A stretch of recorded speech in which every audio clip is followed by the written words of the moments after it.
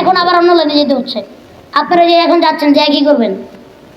কেউ আছে যে দেখবো কোনো দোকানপাট খোলা আছে কিনা, ঠিক কিনা?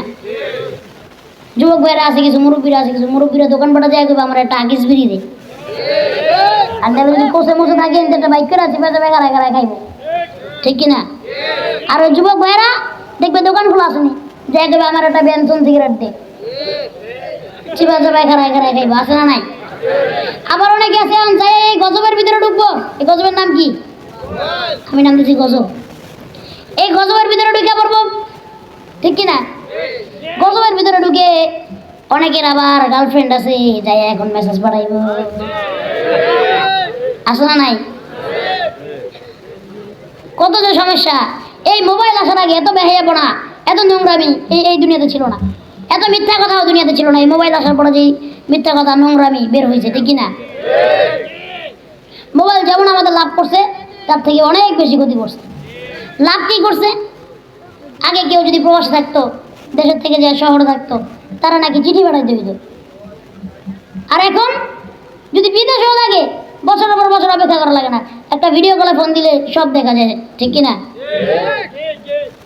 এই জন্য মোবাইল যেমন লাভ করছে, তেমন আবার অনেক ক্ষতি করছে। বিশেষ করে আমাদের যুব সমাজটাকে এই মোবাইল ধ্বংস করে দিচ্ছে। আপনারা মনে করেন বাবা খাইলে মনে নেশা হয় না, গাঞ্জা খাইলে নেশা হয়, হ্যাঁ হয়, ফেন্সিডিল ইয়াবা খাইলে নেশা হয়। এই সব থেকে বড় নেশার নাম হইল মোবাইল।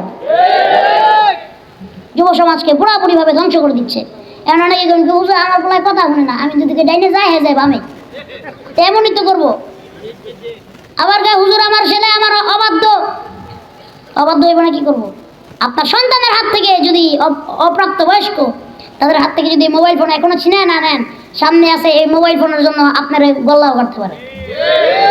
হয়েছে না ভারতের অন্ধ্রপ্রদেশে, বিশ্বের বিভিন্ন জায়গায়, ইন্দোনেশিয়ার মতো জায়গায় গেম খেলতে দেয় দেখা বাপ মারা মাইরা ফেলছে পোলাপনে, এমন ইতিহাস আছে, ঠিক কিনা?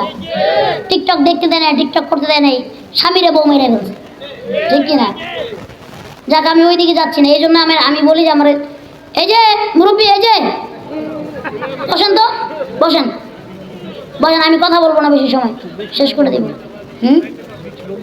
না, বেশি লম্বা করা যাবে না, টাইম হয়ে গেছে অনেক, রাত্রে এমনি বেশি হয়ে গেছে। আমার তো আমি তো 10টায় আসছি, আমার 10:30 ওঠানোর কাম আসলো, তাইলে না ভালো হইতো, ঠিক কিনা? হ্যাঁ, এটাই। আপনারা বুঝছেন নি? বুঝেন নাই? না তাইর হিসাবের মতো কমু? বুঝলে বুঝ পাতা খুব ভালো বুঝে। এগুলা কইলে বড় আনন্দ লাগে তাদের কাছে, ঠিক কিনা?